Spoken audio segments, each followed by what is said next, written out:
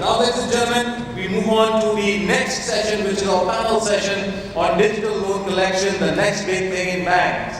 And finally, another unique panel session. We have seen about lending, we have seen about customer experience, we have seen about payments, we have seen sessions on fraud. We saw a very unique presentation by Gautam on GBT for banking and finance, and now loan collection. So we are covering the overall ecosystem of the banking industry in this two-day event. And before I call on the honorable panel members for this exciting session, just a quick update for you.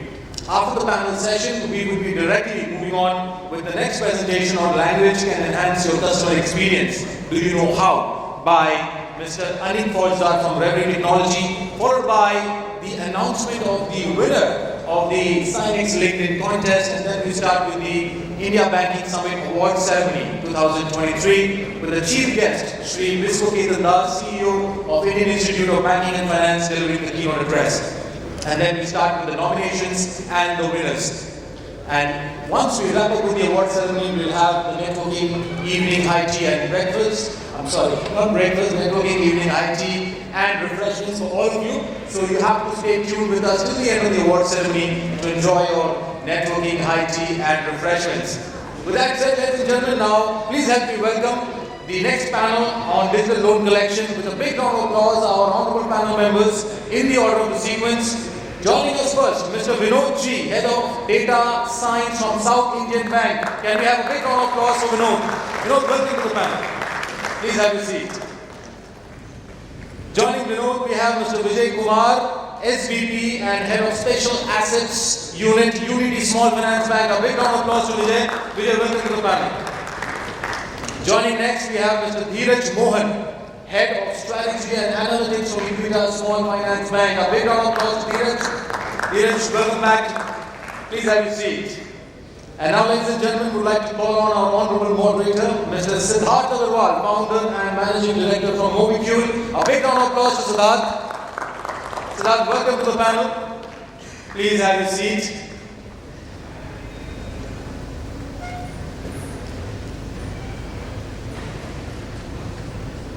And ladies and gentlemen, joining us again, we have Mr. Cyril Mohapatra from IndusInd Bank. Cyril, welcome back to the panel session. It's always a pleasure having you. So Siddharth, all over to you. Looking forward to a great panel session. And digital loan collection is something very unique, and I'm sure this is the final panel of the two-day event, and I'm looking forward to a rocking wrap-up in terms of the discussion. All over to you, and congratulations in advance for a great session. All the best, gentlemen. So I think we summed up well that it is collection and it comes at the end. So I think we were discussing in pre-session that I think times are changing where everybody is trying to see if collections can become the core and not the end part. I think it's part of the business as we move on. So what we will do is the topic is interesting. It is digital collection. It's something which has got introduced in the last 1.5 years. It didn't exist as a topic before that, and I think it's all got to do with the penetration of digital payment channels, so UPI and BBPS, which is kind of enabled all this. So we'll spend the next 30-40 minutes probably throwing some light, giving you insights on how this whole thing has panned out. So I think to start with, we would like to understand, Dheeraj, probably if you would take that, is what was life like before digital collection. Obviously, I understand digital collection is not everything right now, but it is taking big roots. So, what was life before the event of digital collection? Before this, you will get a drift. How many of you have met a collection agent in your life for your loan? Can I have a hand raise? He's got a badge. That's good. How many of you have got a payment reminder for any of your loans? So it's not out of it. So, this wasn't there 2 years back.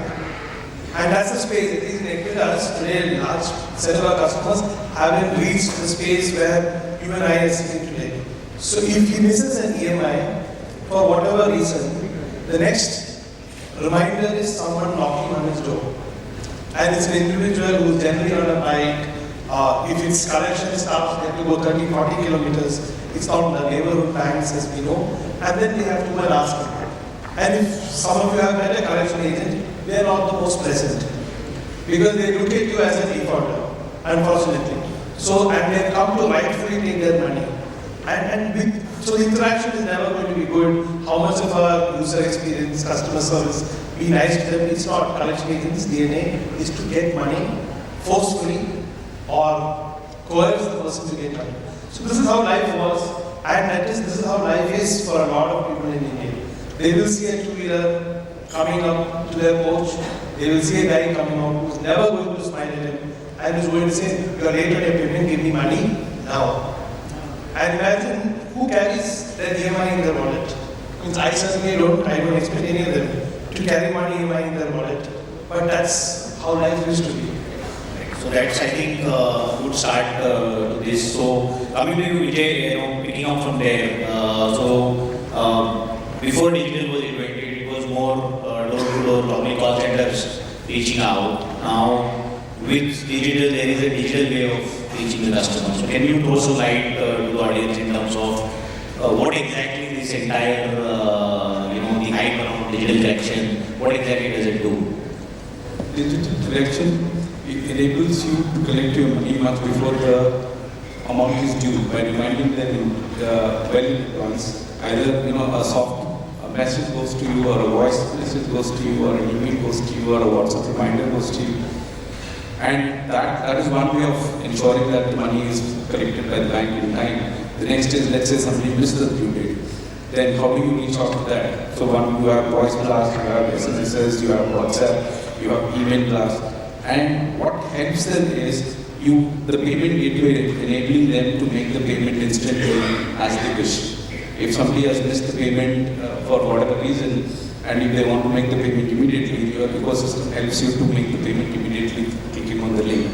So it makes it, the experience is really smooth, and the payment is also made seamlessly. So digital collection or digital intervention in collections has made life easy to the bankers to many ways.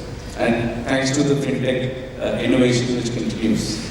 So I think banks were already sending notifications, right? They were, so I think we are all used to getting reminders already. So what you probably touched upon was through various digital channels, because the customer is now more digitally savvy, right? So you're reaching out to him through an SMS, email, WhatsApp, a voice board, and an IVR, and you're making it convenient for him to pay by embedding the link.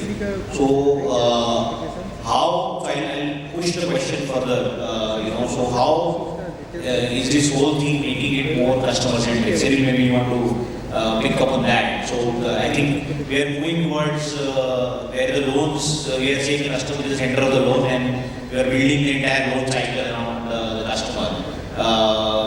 Collection obviously is again customer-centric, but how do you make it more customer-friendly and probably customer-centric? Whichever topic you would touch upon. So I'll slightly, go behind and, go to Dheeraj's point that, collections have never been, has never been a pleasant experience. But in the entire, over the last few years, many institutions and banks have carried out digital transformation. But this is unfortunately one area where people have never thought from a customer perspective. Although it is, the customer is right there in the center, but we never came down. This business has never given any kind of an experience which would say a wow experience. Because why? Because we are supposed to collect the money. Now, recently, over the last few, maybe a year or so, I think, people have realized that this is also an area where, it can be more focused on keeping the customer in mind. However, this also requires that the entire stitching, which means, right the time he is making a payment digitally, how real time it is getting updated in the backend so that he doesn't keep on getting reminders. I will not take the name of the bank, but I have a scenario where I am continuously getting physical reminders on WhatsApp that has a payment been done, despite what the payment has been done. So obviously that is not a great customer experience. Nowadays, for me, the best use case is, you have your registered WhatsApp number, registered in your system, and there are these automatic alerts which comes maybe 1 week. And the same, and if you have got WhatsApp banking enabled, you can just make a loan payment through WhatsApp itself, using UPI. I think that's one of the most simpler way, and it also gets updated real time, and you stop getting these messages or reminders again and again instead of making the payment. So one is making the customer feel, or associating with the customer that yes, there is a payment which is supposed to be. You can orchestrate the messages in such a way that it does not become an irritating factor for the customer.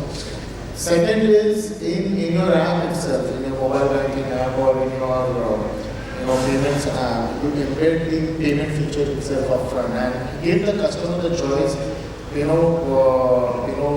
how he wants to make the payment.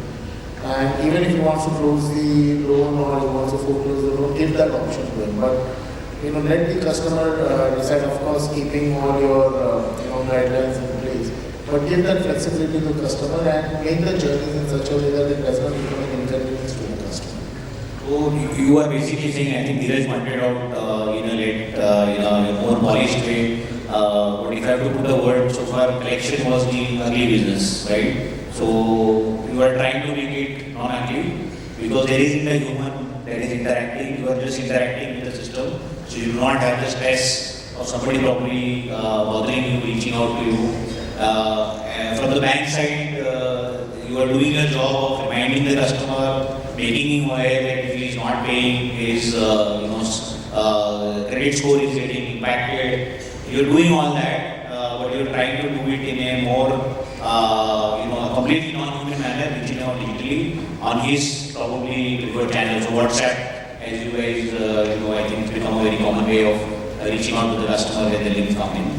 Now, if we have to build this further, right? So obviously it is early days right now.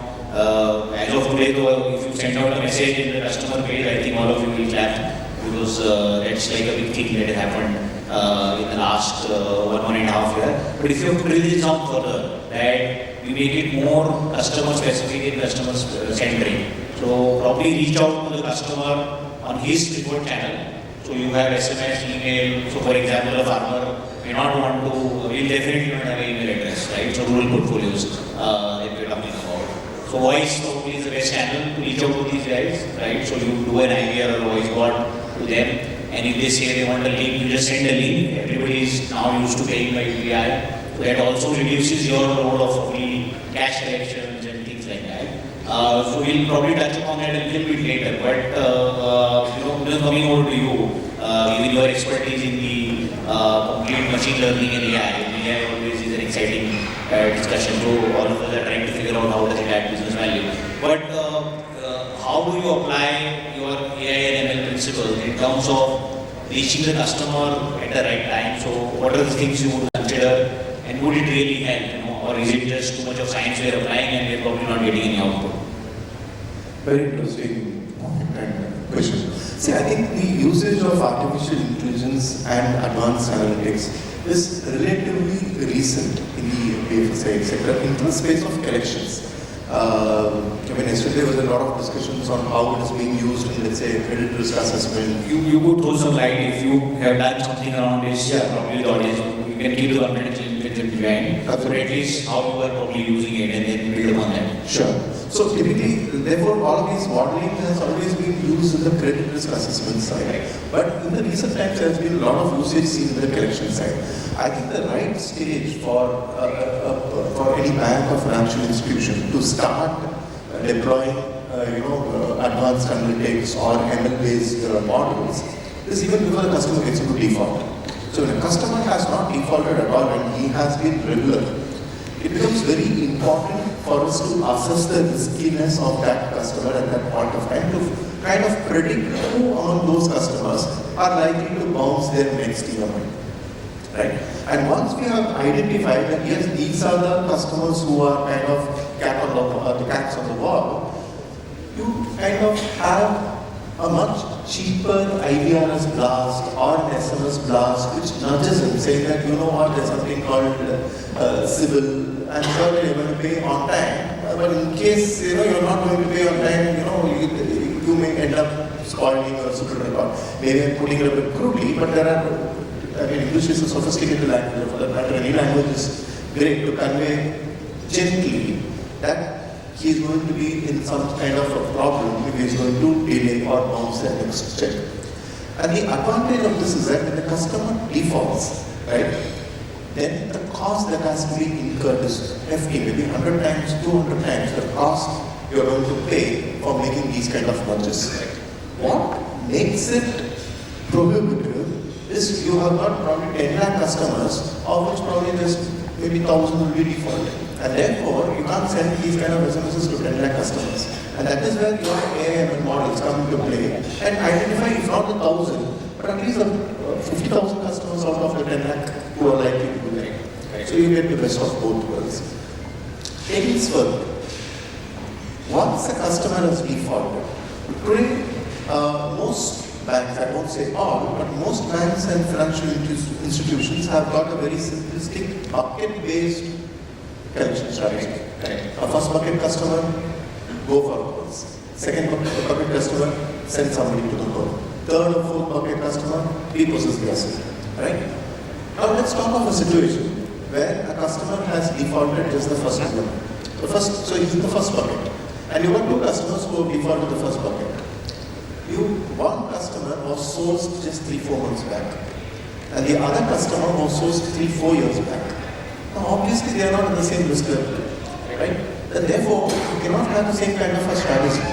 Maybe the customer who was sourced 3-4 years back and who has been regular for a very long time, for nearly 2 years, 11 months, will require just a small nudge. Maybe he has just forgotten, even if you don't nudge him, probably he's going to pay back. But if the customer was being sourced just 2-3 months back, heavy risk. He's almost as bad as an NPA. This is just one parameter. Whereas when you are building a model, you may consider hundreds of similar parameters and come with a much more accurate risk segmentation as to where each of them is lying. And then tie the right collection strategy of call or IDR's blast or field visit or exit based on the risk segmentation.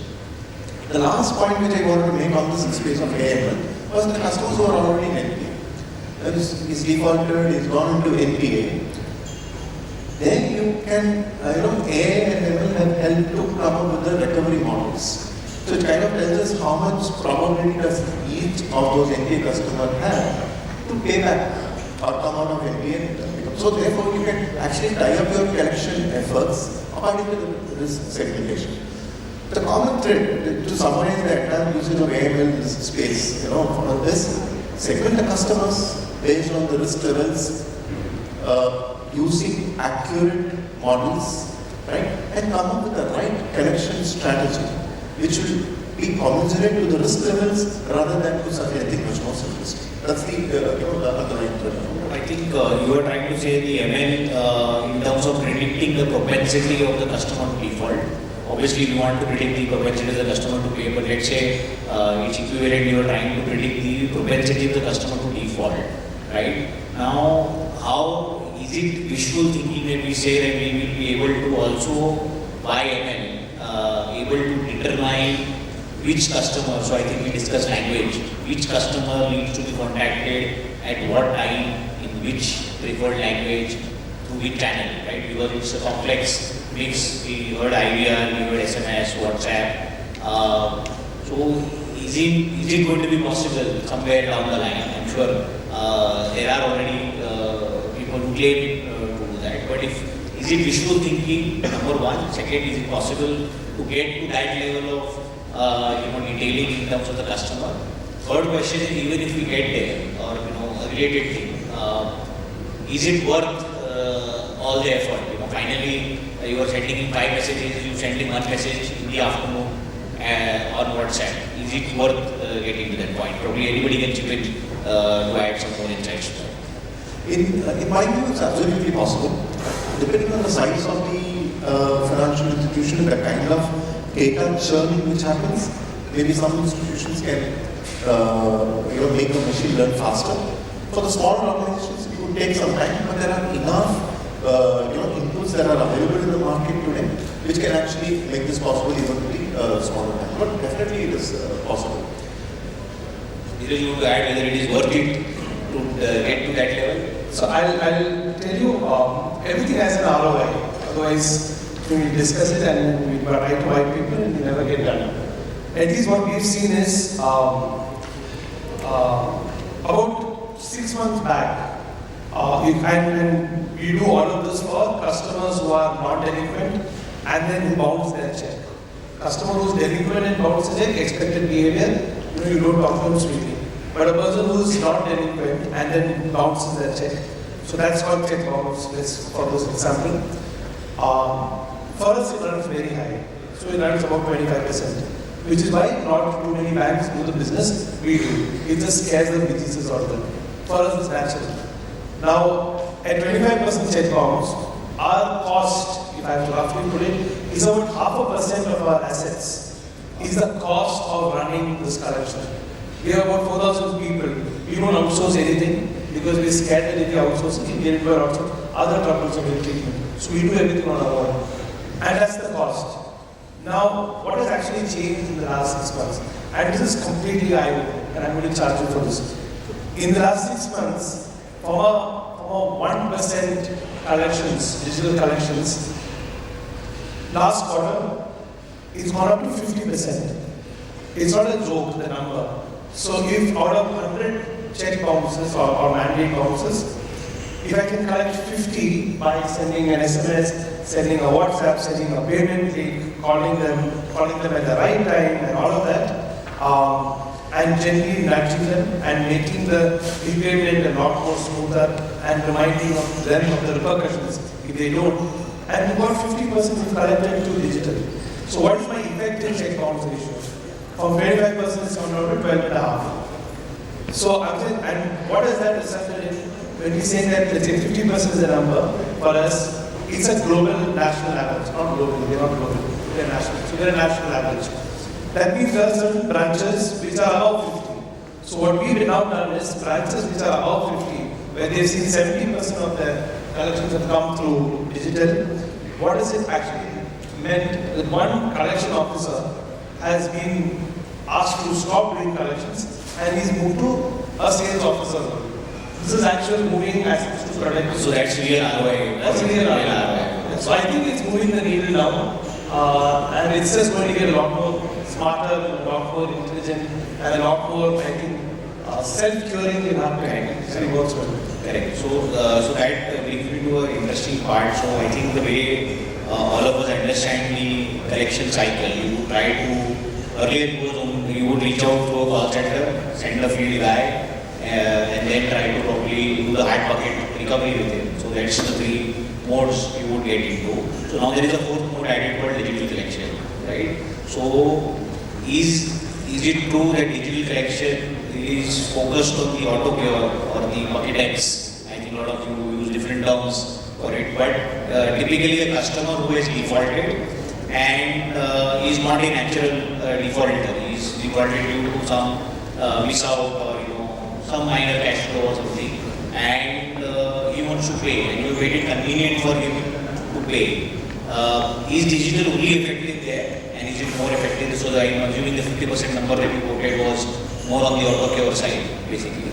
As it moves deeper in this, so definitely digital has a role to play. Does the role diminish, and how would you kind of interchange or use all mediums?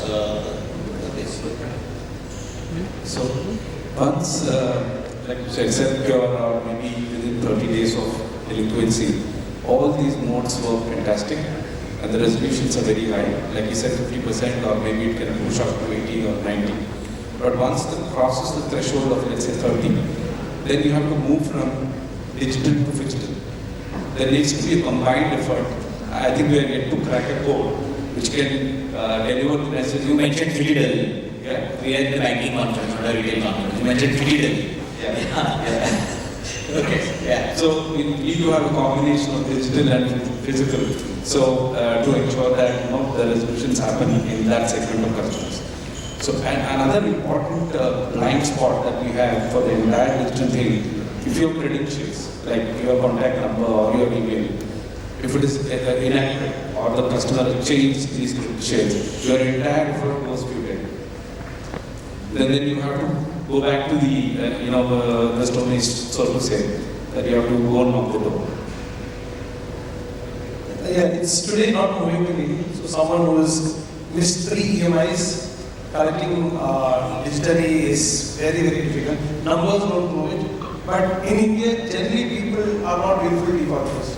Only the rich are, sorry, but they're not. So the day they get the money, they want to pay it. And now that's the question. We actually saw this. He suddenly sold his vehicle because when he's in distress, he can't eat properly. He's going to lose his home and all of that. He will find money in India. He'll eventually find money in India. He'll pledge his soul and he'll get money.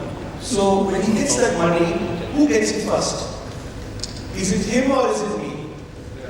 Now that's the difference. And if he says, okay, if I have to go and pay him, I have to go to the branch, stand in a queue, I'll get stabbed, he'll abuse me, I have to pay him. And if I have to pay Equitas, wow, it's different, and I pay. And there is no insult of walking in. You come walk into the branch as a defaulter, trust me. It's very shameful. So yeah, it's embarrassing, right? Sometimes you feel that when you walk into a 5-star hotel, which you're not worthy of going, personally. So, now that's the difference. He's got the money, who does he pay first? And if you make it convenient, it's outstanding, you got that money. And I think that's what we're all hoping for. Let's see if it comes.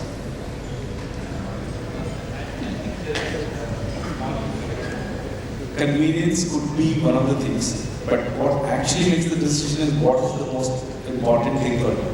If he has a default in a personal loan and home loan, you know for sure where the money is going to go. Right? So that also plays. Since we're on correction, I'll give you another behavior analysis data. I think it's Indian behavior. If I have taken, and I'm talking as a customer, if I have taken a loan to run my kirana shop, and my kirana shop doesn't do well, I not pay the loan. It's simple. I'll pay my gold loan, I'll pay my home loan, I'll pay my car loan. Why should I pay the loan I've taken to run the business? Business is not doing well, I not pay that loan. So India actually have a strong correlation to the purpose of taking the loan. You don't need a CA's end-use certificate. But we actually see this happening. And that's the breaking order of his repayment. If he's taken a loan to run a business done bad, I'm not paying the loan. So I'm saying this is very strong, irrespective of the social economic status you are in.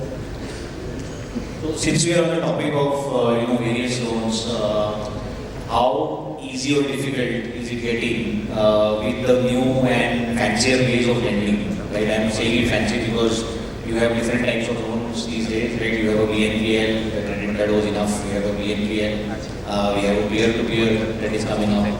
I don't know what not with the strong co-lending models coming in and the fintechs getting in the innovation of different types of loan, right? So with this, how collection is going to get more difficult for you guys, okay? And what role do you think digital can play? Obviously, you lend digitally, you collect digitally, makes common sense, but I look at it from a different perspective. मेरे को मिल रहा था तो मैंने digitally ले लिया, but पे करते वक्त I would not definitely do it digitally. So, how do you think is life going to become simpler, complex, more complex with all the fancy modes? Still probably. I think most important, when it comes to repayment of a loan, either you don't want to pay or you want to pay. I mean, there are things right?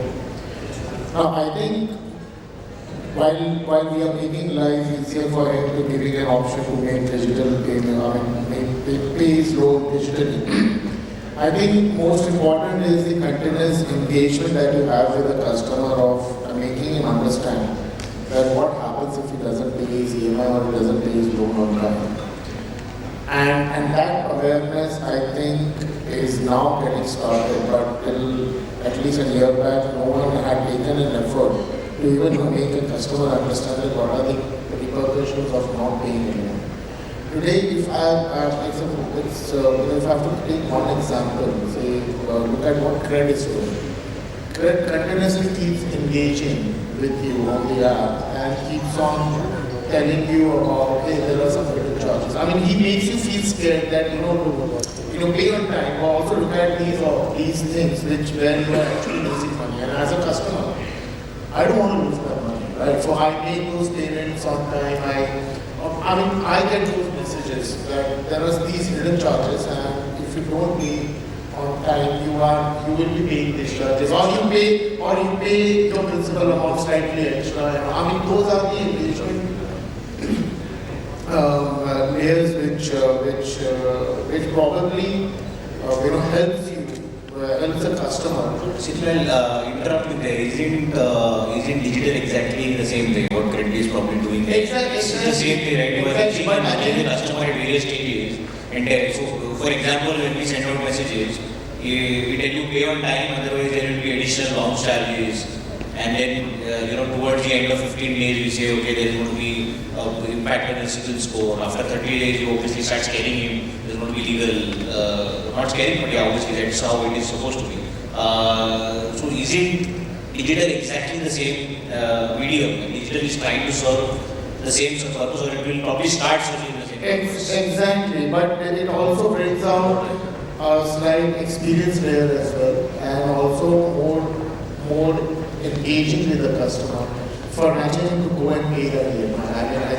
I think while you are giving him the options to pay, how are you giving that options at what level of communication or engagement that you are having with the customer in order to achieve your final objective of making the payment, getting your payments, collections. On your question, so there is a book I'm writing called A Housewife's Wisdom. Okay. Next month I'll call it Homemaker Wisdom. Sorry, Pride Month is coming.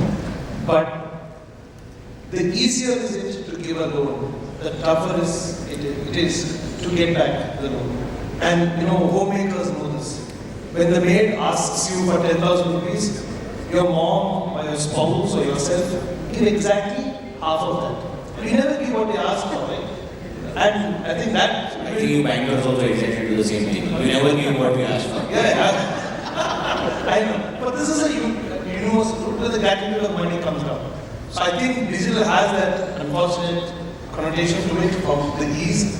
But what we keep saying, COVID, we saw a lot of customers default. All of them had various experiences of defaulting.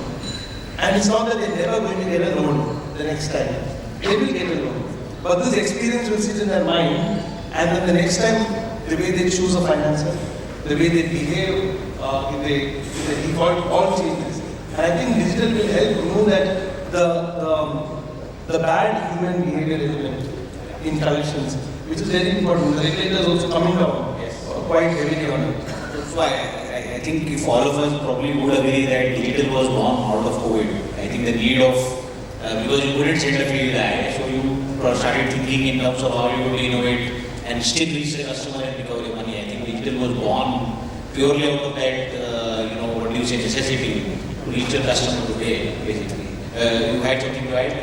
I just wanted to share the thought. We spoke about the limitations of digital collection. If your credentials are not in place, the entire process fails. Now, can we think of an ecosystem where all our contact numbers, our mobile, when you subscribe to your user's mobile number, you just connect it to your Aadhaar. Is there any way that it gets notified that the same customer has moved to a different number? So that will be a huge enabler to the entire ecosystem. That will probably this 60, 70, 80 can go further higher if we are able to get that kind of ecosystem in place. You are effectively saying I have taken a loan from your bank. You are going to mark a lien on my mobile number now. Yeah, instead of marking a lien on my phone. Then if I change my mobile number, you want to ask the operator to tell you which mobile number I have shifted. Yes. I mean, that's a visual thinking. Yeah. So it's an interesting thought, I think, and we will have to probably look at how, I think, there is a central body called RBI which probably has a lot of norms around this. And probably we will touch upon a little bit on what are the regulations that kind of apply to digital. We all understand collections is a highly regulated. I think the way you communicate to the customer, the mediums you use, even I think the language, and there are a lot of regulations around that. But when it comes to digital, what are the key things probably you need to look at? I think there is a regulation which says pre-9, post-7, you can't reach out by voice to the customer. We've seen some challenges in the past with some banks. Can anybody throw some light on what are the regulations at a broad level around digital, if there are any, or it's a space which is forming? Couple of let's say malpractices which some of the rogue fintechs used, like they have access to your contacts, right? So they make a kind of an announcement to all your contacts that you have defaulted, right? So, or I've also seen one of the fintechs which is based off Hyderabad, I forget the name. So they had sent some obscene messages and pictures to family groups, So that causes such a huge social humiliation. Is that something which is the law or the RBI regulation? Yeah, I mean, a little bit vivid over there, that's why it is happening, or is it something which is not allowed? It's purely non-compliance. No way that It's non-compliant, right? Non-compliance, and you are using methods which are not allowed. And the other thing is like now people getting disturbed in midnight with voice blasts and things like that. Regulator doesn't want that kind of thing happen. So earlier, there is a clear regulation. You can't, after 7, you are not supposed to reach by voice. Whether it's a IVR call or a physical call, you can't definitely do that. so that actually stems out from your physical visits. Residents you can't visit before 7 a.m. was the regulation. I think they just extrapolated that into the voice blast. Okay, so I think we have a few minutes left. So trying to see ROI from digital collection. Pre-delinquency, you are trying to reduce your bounce rates, which means you are reminding the customer. It is natural behavior. If you are reminded, you will probably pay on time. Okay, so that's the efficiency of the bounce rate, that you are improving the bounce rate. Post-delinquency, it is how quickly you can recover. So I think we may heard Dheeraj mentioned that it went from 2 to 50%. I think there should be a case study on this. It's a huge improvement. So, what is the efficiency in terms of cost? One is definitely the collection efficiency. How is digital helping you guys to bring down the overall cost of collection? I heard Dheeraj mentioning 0.5%. That's a very important matrix that I will take that definitely. That 0.5% of your total disbursement or whatever the loan that you have given is going in as a cost of collection. So, how digital is helping you bring down digital collection, bring down the overall cost, because I think money saved is money earned, right? So that's how it is. So, want to throw some light? Yeah. So I think AI and ML has played a huge role in improving the efficiency, and I'll explain how. See, for example, I mean, going back to the same example where we, before digitalization, we go to the broad bucket-based collections. You had to incur the cost for all kinds of customers in that particular bucket. So, which means for the easiest of customers or the safest of the customers, also you had to incur the same cost as the toughest nut who's never going to repay in spite of all the efforts. You still had to incur the cost. What AI and ML has actually helped with the risk segmentation of the customers is that those customers who are the quick kills, you can go for the cheapest ideas blast or an SMS blast and literally at zero cost ensure that the customer is actually going to repay. The toughest nuts, who is like, you can literally go on and go for an exit strategy. You don't have to put your good money behind bad money back end. You just go market for an exit and try to either repossess the collateral or, try to go for a settlement or sell off the loan to It's only the customer who are, the medium risk, where your efforts are probably going to yield results, is where you're going to put your money on. So I think that is where AML has literally improved the efficiency of the And even you put a number, maybe a relative number, that by how much the cost can come down, maybe half, 1/5, basically, compared to the other channels, which is call center, field. I'm sure against field it would be big, but if you have to compare with call center, is there a matrix or broad number? If let's say your IVRS or SMS blast is a value of X, right? Can vary from organization to organization, but my own estimate is that the call center would be something like 3X. Your field collection can be anywhere from 10X to 15X. 100X. Yes. So that's the kind of variance which you are seeing in terms of the cost that's going to be invested per customer. And therefore, it's very important that you be deploying AML to get the best out of it.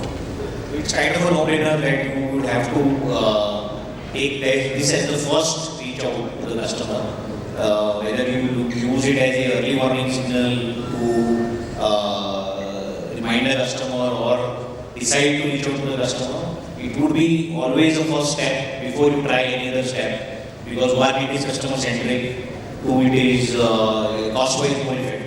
If it is recovered, nothing like it, because then you are recovering the money faster at a cheaper cost of it. So is it like a no-brainer for everybody to move forward with? Yes, so there is one more cost which actually gets built in, which I think is very negative and it needs to be addressed. I'm sure regulations will. Today, if you have to pay your electricity bill through a bill payment kind of a portal, there is a charge. You're talking about the charge for the payment gateway. There's a payment gateway charge, right? Correct. Yeah, so that has to be. I think in utilities you end up paying that as a convenience fee. Absolutely. To the customer, basically. For loan payments, that has to come down to zero. You cannot. So you don't charge your customer. Yeah, it's not us. I'm saying somewhere the regulations need to come in. Like for UK payments, I don't think there's any MDR. But that has to come down to zero. You can't make money out of this. This is blood money.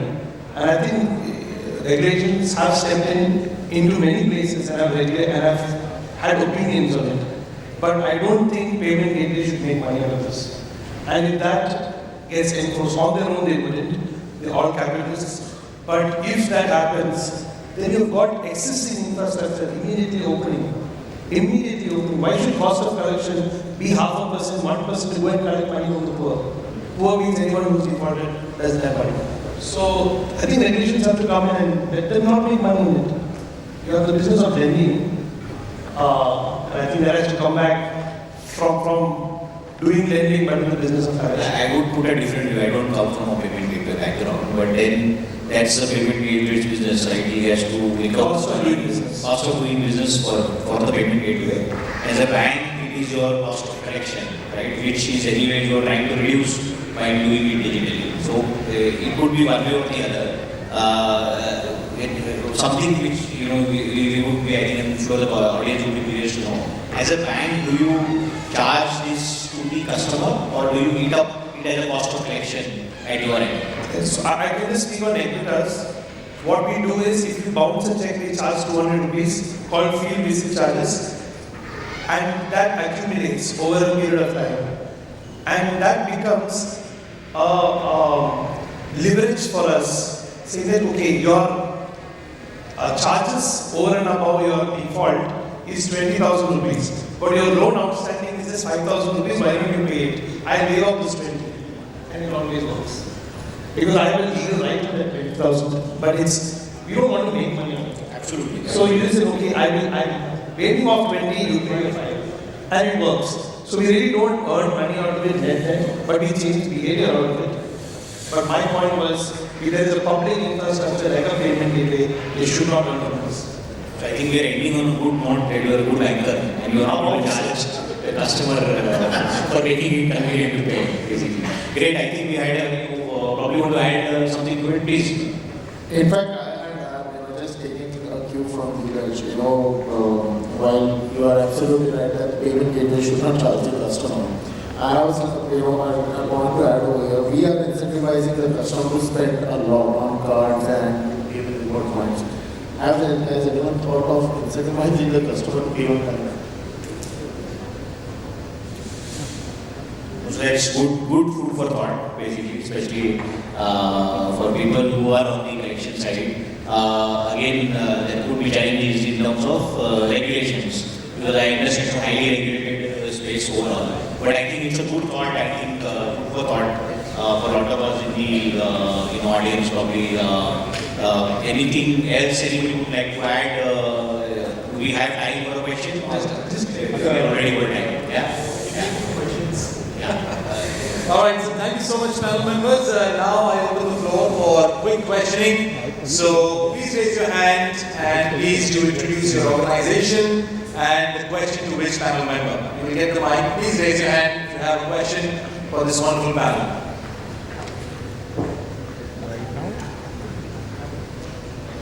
Any questions from the audience?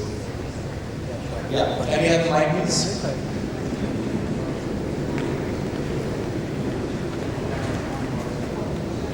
Hi, I'm Deepak Malik from Yes Bank. So, digital loan collections, as you all rightly mentioned, it has really made life of bankers easy in terms of collecting money. While I can understand metropolitan areas, urban areas, because customers are urban, they are very retail. So, what is the efficacy of digital loan collections in, let's say, tier 3, tier 4 cities or rural areas? Any particular panel member? The question is directed. Yeah, anyone. Siddharth, you can take a call. I hope airtime for me. So, 80% of our loans are in geographies you mentioned, which is why I have a right to claim to mic. It's very strong. Data connectivity, everybody's got a smartphone because smartphone beat boredom nowadays. Its penetration is very, very good. We earlier, I think you touched upon, connectivity was a big issue. You take a loan 3 months down the line, prepaid phone number changes, you can't connect, and so the whole cycle breaks. But now with Aadhaar being into the phone, people typically don't have or changing their mobile numbers. But it's the efficacy across tiers is quite strong. We've not seen too much of a problem. I think one thing I would add there is that if you remember when we began the session, the whole reason why the efficiency is improving and changing on digital collection is to do with the entire ease of paying by UPI. It's effective on the lower EMIs, maybe less than 30,000 probably. I can give you a better understanding of that, but let's say it is below 30,000. Definitely for the larger EMIs, people would not pay digitally, they would be, and the reach out also is different in that case. So definitely, I think from whatever we also see, the efficiencies are much better. And I think you heard Dheeraj saying that he had ramped up to 50% almost. So that's definitely that the efficiency is there. It may not be in all the cases, but I think there is definitely fruits to be borne over there. Thank you so much once again. Any further question to the panel? Alright, I think that we are good to wrap it up. Ladies and gentlemen, a big round of applause for this wonderful panel on digital loan collections. And now I would request Siddharth, who is also an honorable moderator, if you could felicitate the panel and team. If you also have some exciting goodies for our panel members. So we'll start with Mr. Vinod G. A big round of applause, ladies and gentlemen. Mr. Vinod G, Head of Data Science from South Indian Bank. Thank you, Vinod, for your wonderful contribution in the panel.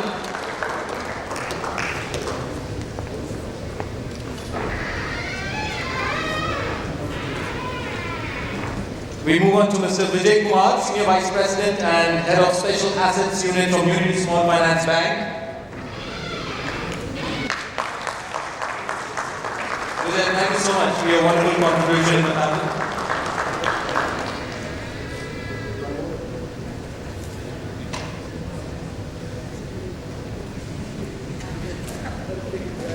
We move on to Mr. Dheeraj Mohan. Mr. Dheeraj Mohan, Head of Strategy and Analytics from Equitas Small Finance Bank. Thank you so much, Dheeraj, for your wonderful contribution in the panel session.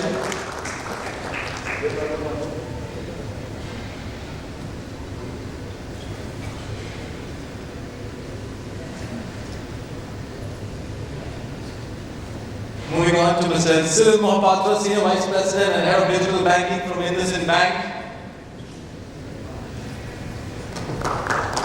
big round of applause, ladies and gentlemen. Thank you so much, Sil, for your wonderful contribution in the panel session. And we thank Siddharth for wonderfully moderating the session. We request the panel members to kindly come forward for a group photograph, and Siddharth, please join them. A big round of applause, ladies and gentlemen, once again for this wonderful panel of experts. Our final panel session for the two-day summit, and what a wonderful panel we had. Digital loan collection, next big thing in banks, wonderfully moderated by Mr. Siddharth Agarwal from Mobicule. Panel members, Mr. Vinod G from South Indian Bank, Mr. Vijay Kumar from Unity Small Finance Bank, Mr. Dheeraj Mohan from Equitas Small Finance Bank, and Mr. Sil Mohapatra from IndusInd Bank for their wonderful contribution in this